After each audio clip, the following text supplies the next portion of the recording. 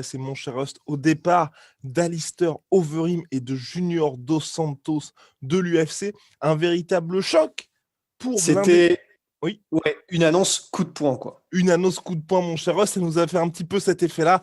Oh Oh Donc on a un petit peu de mal.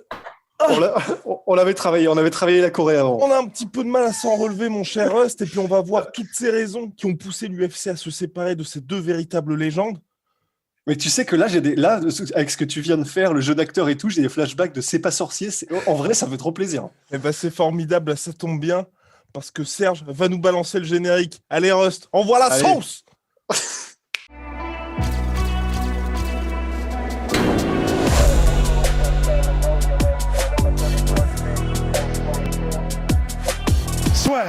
Vous l'avez vu, un effet coup de poing dans la gueule reçu par l'annonce de départ de ces deux véritables légendes du sport. Donc on va en observer les raisons.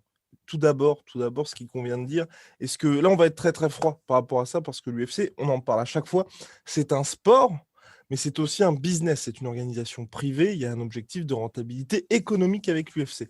Donc là, certes, il se sépare de Junior Dos Santos, 37 ans, Alistair Overeem, 40 ans, mais il y a des raisons bien évidemment derrière ça, surtout que ce sont deux membres du top 15, 12e pour Junior Dos Santos si je ne m'abuse, 7e pour Alistair Overeem. On va commencer par le cas quelque part le plus évident, qui est Junior Dos Santos, mon cher Rust. 4 défaites consécutives par TKO, certes face à des tueurs à gages, mais 4 défaites par TKO quand même. Et là, il y avait aussi ce petit sentiment, mine de rien, qu'il était grand temps pour lui de changer d'air. Ouais, c'est ça. C'est vrai que on pourrait se demander en fait comment ça se fait qu'ils virent des gens qui sont dans le top 15 alors que la division heavyweight à l'UFC, je sais pas, elle a peut-être 40 ou 50 combattants, un truc comme ça. Et tu sais, on pourrait se dire la logique voudrait que avant de virer des gens qui sont dans le top 15, il faudrait peut-être d'abord virer. Enfin, c'est pas. Mais la logique voudrait. Ouais, c'est pas un ordre ni rien, tu vois. Mais la logique voudrait que, théoriquement, entre guillemets, tu te débarrasses de ceux qui sont le plus loin dans le classement avant de t'attaquer à ce top 15. Mais en fait, c'est vrai que il y a aussi, comment dire, il n'y a pas que le classement en tant que tel, il y a la dynamique de la carrière des combattants. Et c'est vrai que, comme tu viens de le dire, en fait, pour Junior Dos Santos, par exemple, même si c'est un ancien champion, et on sait que l'UFC fait attention à ce qu'elle fait de ses anciens champions parce qu'ils ont quand même une certaine image et une certaine c'est une marque d'être ancien champion UFC. Ouais. Mais C'est bien dit, Rust. voilà, tu sais, on fait ce qu'on peut pour s'en sortir. Mais c'est vrai que 4 défaites par KO d'affilée, même pour un ancien champion, la dynamique, elle est claire. C'est qu'il est en fin de carrière, même s'il a affronté des tueurs, c'est vrai aussi. Il a perdu là sur ses 4 derniers combats contre 10 combattants. Et le problème, c'est que donc il a perdu contre des anciennes générations et contre celles qui arrivent. Donc, en gros, c'est entre guillemets la preuve par A plus B que donc il n'a plus ce qu'il faut entre guillemets pour faire face à une ancienne génération qui est encore à un gros niveau et à la nouvelle génération. Par exemple, tu vois, Frankie Edgar, lorsqu'il avait battu comment il s'appelle Pantera Yair Rodriguez. Oh, wow. Oh, Lorsqu'il avait battu Yair Rodriguez, tu vois, c'était en gros l'UFC qui faisait le test ouais. de savoir est-ce qu'il y a un passage de flambeau. Bon, la réponse était clairement non. Et c'est pour ça que Frankie Edgar est resté dans le game, etc. Le problème, c'est que voilà, là, l'UFC a fait le même genre de test avec Junior Dos Santos, où il a mis Rosenstruik, il a mis Cyril Gane, et il ne passe pas ces tests-là. Et du coup, en fait, le problème, c'est que l'UFC se dit qu'est-ce qu'on fait de Junior Dos Santos dans le futur. Et surtout que c'est un mec emmerdant aussi. Parce que il convient d'ajouter ça, c'est qu'il est trop bon encore pour être gatekeeper. Parce que, bien évidemment, je prédis déjà vos arguments mais regardez Andrei Arlovski qui est toujours à l'UFC, pourtant malgré une carrière en dents de scie, c'est vrai, sur ces dernières années. Mais la différence, c'est qu'Arlovski, aujourd'hui, c'est clairement un gatekeeper. On sait qu'Arlovski, membre du top 15, c'est très très compliqué pour lui. Le problème de Junior Dos Santos, c'est, souvenez-vous, en 2019, il met TKO d'Eric Lewis. Il bat aussi Blagoy Ivanov. Il bat aussi Tai Tuivasa. Donc c'est quand même quelqu'un... pour battre Junior Dos Santos, en fait, il faut mettre en place le fameux game plan que tous les mecs mettent en place pour le battre, mais il n'y en a pas tant que ça qui peuvent le faire en heavyweight. Donc pour l'UFC, c'est assez emmerdant parce que vous avez un mec qui est forcément dans le top 10, enfin dans le top 10, top 15, mais qui va quand même vous allumer pas mal de vos gars qui sont soit prospects ou soit les mecs en place. Donc c'est compliqué. En plus, comme l'a dit Rust, il n'y a aucune dynamique aujourd'hui avec lui dans le sens où je pense que les gens aussi, le problème avec notre cher, le problème aussi avec notre cher Junior Dos Santos, c'est que les gens gardent aussi en mémoire, tu vois, les défaites qu'il a eues. Donc, tu peux pas vraiment instaurer de nouveaux soit run vers le titre ou te dire, ah, bah, qu'est-ce qui va se passer s'il affronte un top 3 top 4. Non, tu fais, bah, non, on sait ce qui va se passer. Donc, c'est vrai que pour Ouais. l'UFC, il y avait plus trop d'intérêt de ce côté-là. Ouais, et puis, ben, c'est vrai que ce soit pour Junior ou pour Alistair, ben, il y a aussi le côté, financier. C'est-à-dire que l'UFC a fait aussi un calcul. C'est que ce sont donc des gars qui sont dans la situation qu'on vient décrire et en plus de ça, c'est pas des gars qui prennent, 60 000, 60 000. C'est des gars qui prennent, bah, On pour verra, on Alistair, verra, mon cher Rust. On on verra, verra, on on verra. verra. Le suspense est à son comble parce que en haut, on voit pour Junior, pour Alistair, et puis ensuite, bien évidemment, la raison commune. La raison commune C'est de vrai, ces deux c'est vrai. combattants. Et puis pour Beh, Junior, pour finir, ouais. euh, bah bien évidemment, ouais, ancien champion. Là, c'est vrai, sur ces derniers temps, il y a quand même une très très grosse baisse pour ce cher Junior. Et puis j'ai envie d'ajouter aussi que, mine de rien, il y a cette nouvelle génération qui arrive et donc qui fait que l'UFC n'a plus vraiment besoin non plus d'un Junior Dos Santos. On a vu aussi que Stéphane Struve est parti. Récemment, il a pris sa retraite, mais à mon avis aussi, l'UFC lui a quand même fait comprendre que bon, il n'y avait pas trop d'opportunités. Ce qui est sûr, en tout cas, pour Junior Dos Santos, c'est qu'il a envie de continuer. Mmh. À la différence d'Overim, tu vois, moi, je suis pas forcément favorable, tu vois. J'aimerais bien qu'il s'arrête. Bah, ça m'embêterait qu'il se fasse battre ailleurs que l'UFC et ailleurs, enfin, en dehors de top mondiaux, tu vois.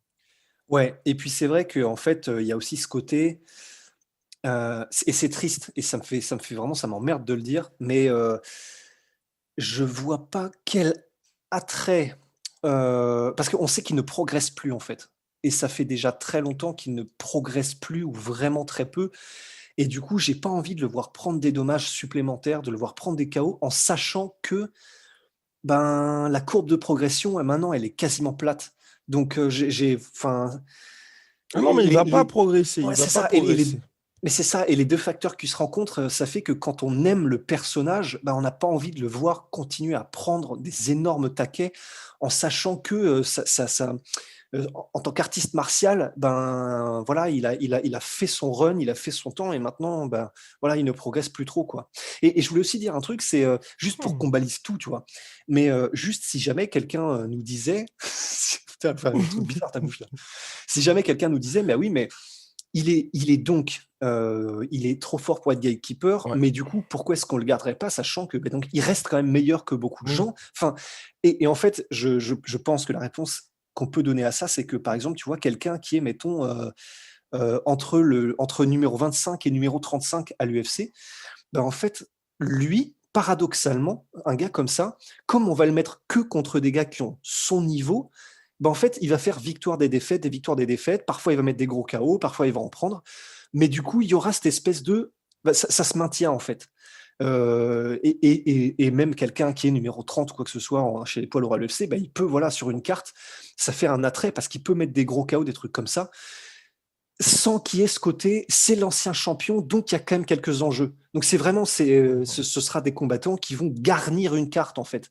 Pour Junior, bah, comme c'est quelqu'un qui a un statut, tu peux pas juste le faire garnir une carte parce qu'il a pas trop de nom, mais que ça fait un espèce de un combattant qui va être un combat spectaculaire. C'est quelqu'un, voilà, c'est pas juste un combattant sans visage spectaculaire que tu mets au milieu d'une carte pour mettre de l'attrait parce que c'est un combattant poids lourd. Et, Exactement. et voilà pour Junior Dos Santos. Et c'est vrai que ben j'ai pas envie non plus de le voir dans une autre organisation. Je Mm. crois, enfin, s'il peut faire de l'argent et mettre sa famille à l'abri, bon bah c'est cool, tant mieux. Mais en tant que combattant qu'on n'a pas envie de voir prendre des dommages supplémentaires, parce qu'on parle quand même de commotion, on parle quand même de dommages très sérieux. Bah, puis il a déjà pris, en fait, c'est surtout ça. C'est pas Oui, en comme plus. si Junior Dos Santos, c'était un mec qui avait été particulièrement épargné au cours de sa carrière. Donc, Ouais, non, non, moi, vraiment, Junior, même s'il a vraiment envie de combattre, tu vois, il nous a montré maintes et maintes fois, et c'est pour ça qu'on va parler, là, on va faire la transition avec Alistair Overeem. Alistair Overeem, c'est différent parce que c'est quelqu'un qui sait se renouveler. Junior Dos ouais, Santos, il a eu un nombre incalculable. Si vous voulez, à chaque défaite, en fait, on sait pourquoi il perd. À chaque défaite, les gens pointent du doigt les lacunes de Junior Dos Santos. À chaque défaite, il fait: ah bah, je vais revenir, je vais progresser. À chaque fois, on a la même chose. Et en plus, on en avait parlé lors des derniers podcasts, maintenant, il y a le déclin physique qui est là. Donc, clairement, on sait qu'il ne va pas progresser, on sait qu'il ne va pas changer dans son approche. Donc, non, non, non, non, là, pour moi, ouais. c'est trop dur. C'est trop dur de voir ça. Bah, non, c'est ça en fait et mais je crois que c'est vrai que le terme vraiment important, c'est ça, c'est on sait qu'il ne change rien dans son approche. Parce que honnêtement, c'est vrai et là maintenant qu'on passe à Alistair Overeem, je suis beaucoup plus surpris quand même pour Overeem. Parce que pour le coup, Overeem, sur ses 6 derniers combats, il est à 4 victoires, 2 défaites et surtout, il s'est renouvelé constamment et honnêtement, c'est vrai que je suis surpris parce que par exemple, son combat contre Rozenstruik, il l'a perdu, ça fait partie donc je crois d'ailleurs de ses 2 défaites sur les 6 derniers combats, Ouais. mais il l'a perdu, un en ayant dominé tout le combat et surtout en ayant fait une démonstration. En plus, du coup, il avait changé de camp, il s'était mis à Elevation Team pour aller travailler avec Curtis Blades pour les takedowns.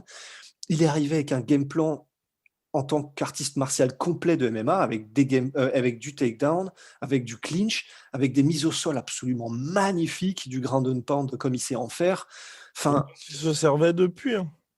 voilà, mais c'est vrai qu'il avait tout mis en place. C'était vraiment une impression de wow, il a encore progressé, il a ajouté de nouvelles choses à son arsenal. Et ce qui fait que bah, le combat contre Rozenstruik avant le chaos, c'est juste c'est un régal à voir. Et c'est un régal aussi parce qu'on voit cette progression. Donc pour Overeem, j'avoue que je suis beaucoup plus surpris parce que pour le coup, c'est vraiment quelqu'un que j'avais, à la différence de Junior Dos Santos, que quand il est sur une carte, j'avais hâte de le voir, tu vois. J'avais hâte de voir ce qu'il va apporter, j'avais hâte de voir quelles nouvelles armes il allait encore mettre en place pour battre cet adversaire-là spécifiquement, parce qu'il adaptait ses game plans à chaque fois, parce qu'il était intelligent dans son approche, dans ses game plans, dans son approche des combats, de la préparation. Et du coup, c'était juste, enfin, pour moi en tant que fan, c'est Alistair Overeem sur une carte, on se régale quoi, on a hâte. Et là, j'avoue que du coup, c'est beaucoup plus surprenant. Alors évidemment, on va le voir, il y a des raisons, mais c'est beaucoup plus surprenant et ça me fait beaucoup plus chier, tu vois. Après, cela dit, pour Overeem, il y a... bah, ce dernier combat, je pense contre Volkov, le déroulé du combat ne l'a pas aidé parce que clairement, Ouais. bah, personnellement, moi j'étais choqué. J'étais en mode, oh putain, ouais, là, c'est chaud pour rester. T'as vraiment une impression qu'il y a eu une baisse brutale, même si c'est vrai que Volkov était vraiment bien en place sur ce combat-là. Et Ouais. aussi et surtout, tu avais tout autour d'Alistair Overeem, tu vois, il avait fait toute cette communication autour du One Final Run, donc le dernier run Ouais. vers le titre, donc en mode vraiment le titre ou rien, je remporte la ceinture et ensuite immédiatement après, je raccroche les gants. Donc Alistair Overeem, c'est clair, net, il est top 10 mondial. Sauf que lui, il ne visait que le titre. Et je pense que l'UFC, ils ont une approche un peu similaire, tu vois, Yoel Romero, dans le sens où tu as un mec qui est un vétéran, qui est extrêmement fort, qui peut quasiment battre n'importe qui, sauf que c'est le titre ou rien. Et maintenant, comme pour Romero, qui a eu sa chance plusieurs fois, ils sont en mode, bah, on sait que ce gars-là ne sera jamais champion, en fait. Donc à quoi bon nous le garder dans le roster alors qu'il n'y a plus aucune dynamique vers un title shot, alors qu'il peut battre n'importe qui, et parce que vraiment on a vu que Alistair Overeem est très très dangereux, et que donc malheureusement, enfin, il nous emmerde plus qu'autre chose, parce que même là on sentait bien que l'UFC, chaque fois qu'Alistair Overeem était avec son One Final Run, qui demandait une revanche contre Jairzinho Rozenstruik, qui demandait les revanches contre Francis Ngannou, il n'y avait aucune réponse de l'UFC, parce que c'était en mode putain, il nous fait chier à battre quand même tout le monde, le mec, quoi. Donc, Ouais. alors qu'il a 40 piges, alors qu'il a connu des défaites absolument traumatisantes, alors qu'il a eu une carrière au Pride, il a eu une carrière au Strike Force, au Dream, partout, c'était compliqué pour l'UFC. Donc là, je pense qu'à la manière de Yoel Romero, tu vois, il cherchait un petit peu cette petite défaite, ce petit combat pas trop spectaculaire qui allait leur permettre de dire, bon, bah maintenant, on va pouvoir gentiment le pousser vers la sortie Ouais. et justement valider cette nouvelle génération. Pour moi, c'est vraiment ça avec Alistair Overeem parce que clairement, comme Eddie Ross, il a vraiment sa place, lui, à l'UFC. Ah oui, oui, oui, bah oui. Et Junior Dos Santos aussi, hein, bien sûr, c'est pas ce qu'on dit, mais effectivement, oui, non, il était ancré dans le top 10 et clairement, il fait partie des 10 meilleurs combattants de la planète, donc c'est clair. Mais ouais, donc ça se comprend parce que, enfin, disons, l'UFC, la dynamique de l'UFC peut se comprendre, même si nous, en tant que fans, on est dégoûtés. Mais bah oui, non, c'est clair, ils savent que de toute façon, c'est quelqu'un qui sera jamais champion et puis qui va, comment dire? Après, je sais pas. La différence, c'est est-ce qu'ils vendaient Overeem encore? Alors, Overeem, ce qui est intéressant, c'était un petit peu similaire à Marken, d'après ce qu'on m'a dit, bien évidemment. Dans le sens où c'est pas.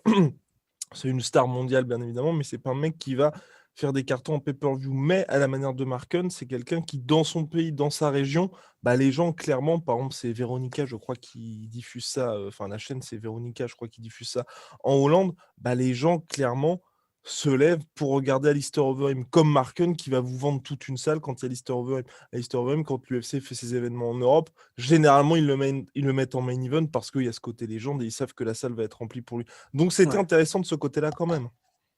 Ah oui, et donc il y aurait peut-être aussi, enfin, de toute façon, c'est peut-être un élément Avec le Covid, minime. ah oui. Ouais, voilà. Mais il y avait peut-être un côté aussi, bon, bah, vu que le Covid, il n'y a plus de spectateurs, on va plus en Europe, il n'y a plus intérêt à avoir quelqu'un qui peut remplir des salles en Europe.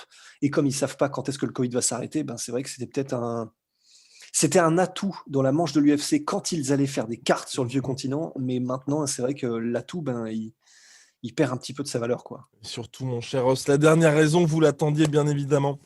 C'est Russ qui l'a évoqué hier, pour être tout à fait honnête.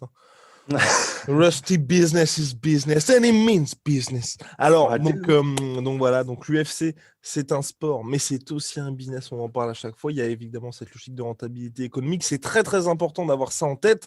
Et c'est ce qui explique que, par exemple, Conor McGregor, à chaque fois, est précipité vers un title shot, qui serait à la Adesanya, lui aussi, a directement son title shot en light heavyweight, ou alors que d'autres combattants, comme Leon Edwards, malgré 8 victoires consécutives, troisième plus longue série de victoires de l'histoire de la catégorie welterweight à l'UFC, n'est même pas à un combat du title shot en welterweight. Voilà, c'est une logique économique. Et là, on est à l'UFC tout simplement parce que environ, ce sont des estimations bien évidemment, Alistair Overeem, il a environ 800 000 $ par combat, et Junior Dos Santos, c'est à environ 400 000 $ par combat. Ce qui est, Russ va confirmer, tout simplement énorme. Ah oui, non, c'est vraiment monstrueux. Enfin, ça fait partie probablement, à part, à part les superstars, ça fait partie des plus gros chèques que l'UFC donne à des Bah, Dustin combattants. Poirier touche moins, tout simplement. Ouais, voilà. Enfin, c'est vraiment du cachet champion, en fait. Ouais, c'est ça, c'est exactement ça. Donc, et donc c'est vrai que tu vas peut-être me rejoindre, hein, Rust. Pour moi, c'est le fait d'aujourd'hui. Bah, déjà, Alistair Overeem, il avait une assez nette baisse de salaire lors de son premier combat, en fait, Covid contre Walt Harris. Ouais, Ouais, on se souvient. il était à Ouais. quoi? 440 000? Alors attendez, je me permets parce que je sais que Rust Ouais. risque de me frapper. J'ouvre Wikipédia pour Non, non, regarder non, le salaire, mon cher c'est vrai Rust. que bah, parfois je me perds un peu, mais oui. Alors, on va regarder donc pour Alistair Overeem, mais c'était assez. Donc, il était à 800 000, entre 750 et 800 000, ce qui est énorme. Ce qui est énorme. Ouais. Mark Hunt était aussi sur le même contrat, et c'est vrai que c'est pour des vétérans comme ça, en fait, il y a aussi ce côté. Pas Alistair Overeem, mais Mark Hunt sur ses derniers combats, c'était vraiment bon. Allez, je viens, je viens prendre ma maison tranquillou, et puis, Ouais. je fais mon petit camp d'entraînement. Alors, donc, Walt Harris, Alistair Overeem. Donc, on était à Alistair Overeem qui avait touché, tac, tac, tac, tac, tac, tac, tac, tac, tac. Ouais, 400 000 $ pour ce combat-là. Donc, il y a eu une grosse baisse de salaire, mine de rien, sur son salaire habituel de 800 000, mais qui restait tout bonnement énorme. Et c'est vrai que pour des combattants qui, aujourd'hui, ne vont plus animer la catégorie, qui ne vont plus être main event, pourquoi? Parce que tout simplement, ils n'ont plus cette légitimité sportive ou cette série de victoires qui leur permet, ou ce côté prétendant au titre, parce que je pense à Tony Ferguson ou à d'autres gars comme ça, vous pouvez perdre 2-3 fois, mais vous êtes toujours dans le mix. Là, les gars ne sont plus dans le mix, donc justifier un salaire de 800 000 et 400 000 $ à l'UFC, c'est un peu compliqué pour l'organisation, surtout qu'aujourd'hui, on a vu, hein, il y a la nouvelle génération qui arrive, les Cyril Gane, les Jairzinho Ouais. Rozenstruik, donc Ouais. difficile de justifier tout ça. Bah, c'est difficile et alors c'est une question que je pose parce que je sais pas, mais d'ailleurs, enfin, est-ce que l'UFC peut, après avoir augmenté, parce que là, le fait qu'ils ont coupé la paye de Alistair Overeem, c'était en gros, il y avait l'excuse du Covid en mode, bah, vraiment, il y a des baisses de salaire parce que c'est difficile pour tout le monde, etc. Mais est-ce que en temps normal, disons, l'UFC permet, enfin, de faire, parce que j'imagine que dans une carrière à l'UFC, ton salaire augmente à chaque fois, et à chaque fois que tu signes un nouveau contrat, bah, c'est pour avoir un meilleur salaire. Mais du coup, par exemple, quand tu perds de la valeur en tant que combattant, est-ce que l'UFC te propose genre d'avoir un contrat de moindre? Enfin, Ah bah oui. ce serait. Ah si, si, Oui, si, oui, oui. Bah, par exemple, Andrei Arlovski touche beaucoup moins maintenant que ce qu'il touchait avant. d'accord, ouais, Ouais, ok. ouais, bah oui, oui, oui. C'est Mais, normal, hein, mais enfin, après, je veux tu dire, touches plus c'est. de bonus. Par contre, c'était pour tout ce qui est Reebok, par rapport au Reebok Deal et bientôt Ouais, Venom, où en fait, plus les mecs apparaissent à l'UFC, plus ils ont de. ok. Et donc, par exemple, Arlovski, son contrat a été revu à la baisse pendant donc, dernier run là, à l'UFC de 10 ou je sais plus combien de combats. Exactement, mon cher Host. On D'accord. va reprendre l'historique, on va reprendre l'historique. Pas de Ouais, panique, pas de panique. Alors, donc, tac, tac, tac. Alors, regardons les salaires. Je vais vous retrouver ça. Je vais vous retrouver ça. Mais en tout je cas, veux c'est vrai que bien. pour l'UFC, c'est un petit peu compliqué parce que, par exemple, si on reprend le. Voilà. l'événement UFC Fight Night Arlovski contre Josh Barnett. Donc on a deux hommes qui sont en main event à Hambourg, en Allemagne, donc qui est bien évidemment un marché important pour l'UFC, mais pas le plus gros marché. Et c'est vrai que là, vous regardez, la billetterie, elle fait 913 000 $. Donc rien que ça, quand vous avez une billetterie, vous couvrez quand même les plus gros salaires. Et c'est vrai qu'aujourd'hui, si, comme l'UFC, bien évidemment, n'a certes plus la billetterie, vous allez me dire oui, il y a le deal ESPN, mais quand même, vous avez cette grosse rentrée d'argent intéressante pour l'UFC qui est partie. Donc je pense que l'organisation, même là, quand vous voyez, à part des énormes cartes comme l'UFC 259, on est dans une logique aujourd'hui à l'UFC où c'est main event, co-main event qui sont impressionnants. Et le reste, beaucoup moins. Et c'est vrai que quand vous avez des combattants comme Junior Dos Santos ou Alistair Overeem qui peuvent plus prétendre à ce spot, je pense que vraiment, ils sont en train de se dire, est-ce que ça vaut le coup de payer un gars 400 000 ou 800 000 $, alors qu'on peut avoir un Cyril Gane ou un Jairzinho Rozenstruik qui nous coûte finalement 2 fois moins et qu'on va pouvoir mettre au-dessus. Je pense que vraiment la logique de l'UFC, c'est là, surtout que, on le rappelle, hein, le deal ESPN, c'est garanti à chaque fois, que ce soit en pay-per-view ou en Fight Night. Donc, l'UFC est beaucoup moins dépendante finalement des pay-per-view par rapport à avant. Alors, Mm. donc, au niveau des salaires, donc notre cher Andrei Arlovski, il était donc à. Donc là, c'est les dernières estimations qu'on a pour lui. À l'UFC 191, donc en septembre 2015, en fixe, hors bonus de vestiaire, salaire officiel diffusé par la commission athlétique du Nevada, il était à 225 000 $. Et donc, on va prendre. Et malheureusement, mon cher Rust.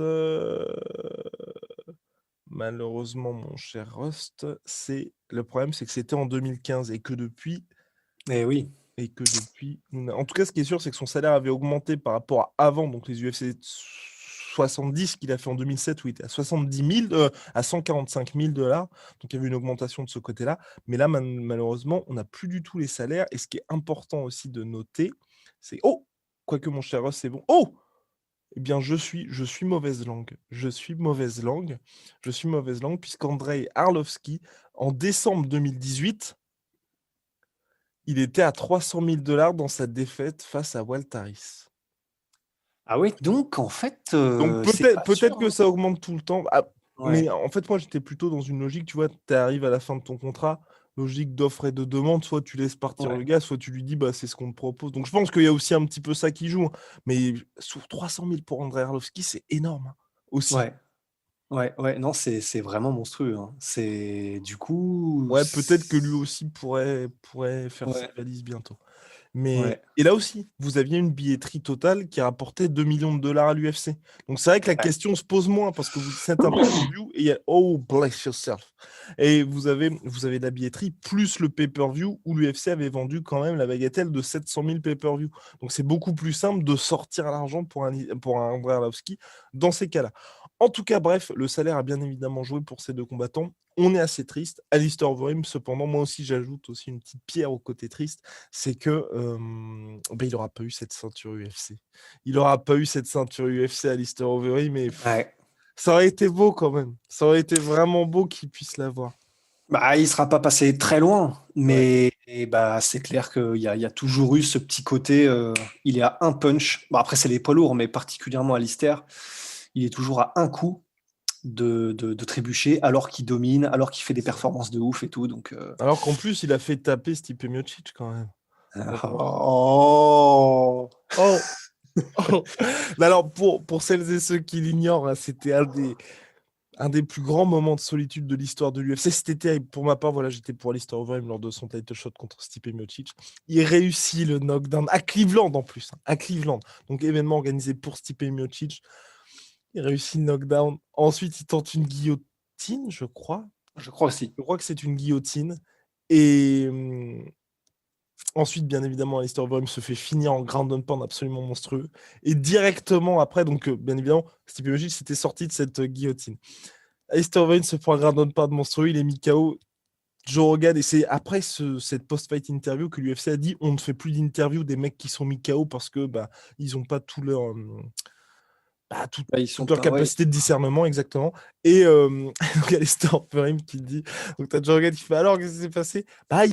Il a tapé pour la tentative de guillotine Stipe Miocic. Et là Joe Rogan qui lui a fait, pour moi je ne vais pas dire que c'était un bitch move, hein, mais c'est un petit peu dur en fait de vraiment d'afficher le gars. Il fait ah ok, il a tapé, bon on va regarder ça sur grand écran.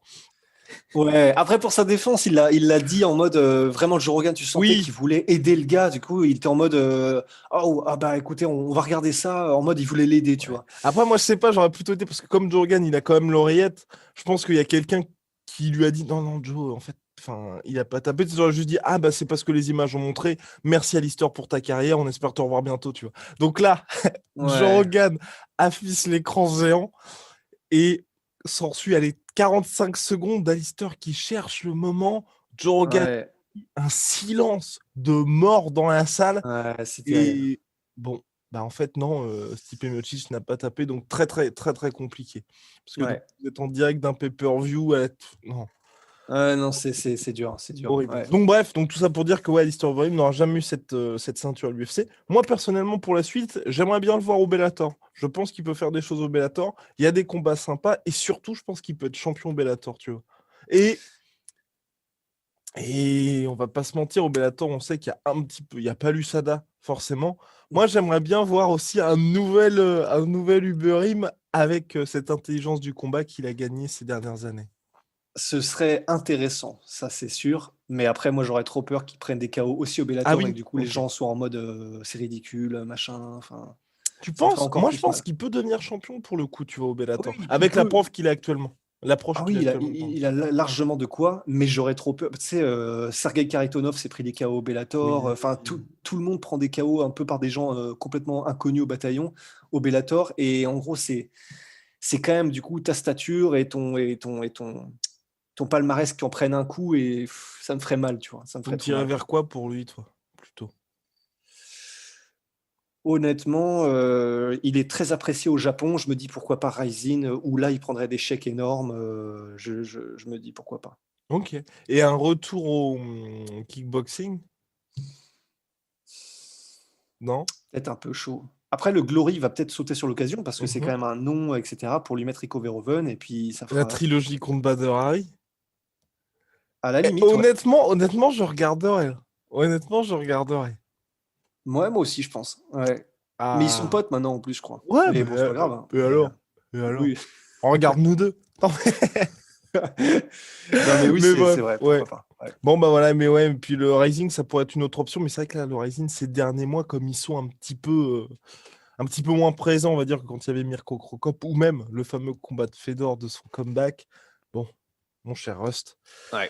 C'est peut-être une option un petit peu moins possible. Big shout out à My Sweet Protein, moins 25% supplémentaire avec le code la sueur sur les oh là là, sur les soldes avec le code la sueur et Venom sponsor de l'UFC, sponsor de la sueur, moins Course. Hmm. 10% sur tout Venom avec le code la Ah sueur. oui. Les collections UFC arrivent très très bientôt. On a parlé au big boss de Venom qui a donné quelques petites informations ici et là. Ça arrive très très vite. À la prochaine.